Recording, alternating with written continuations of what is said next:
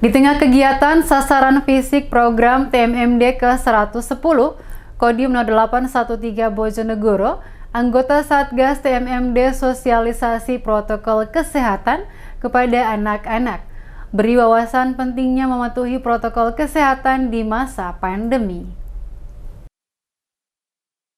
Mengingat pentingnya mematuhi protokol kesehatan, anggota Satgas terus lakukan sosialisasi protokol kesehatan di lokasi sasaran TMMD. Seperti kali ini, anggota Satgas beri wawasan kepada anak-anak Desa Ngerancang untuk memberi wawasan tentang pentingnya menjaga protokol kesehatan.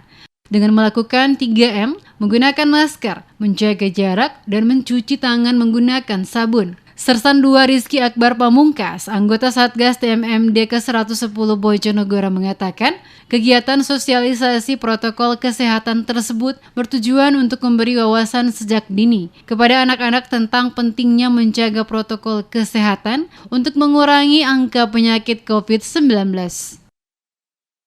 Kegiatan kali ini kami melaksanakan kegiatan non-fisik, yaitu mengajarkan anak-anak kecil untuk melaksanakan protokol kesehatan seperti mencuci tangan, memakai masker, dan jaga jarak. Tujuannya sendiri untuk melaksanakan protokol kesehatan ini agar mengurangi angka penyakit COVID-19 dimulai dari sejak dini.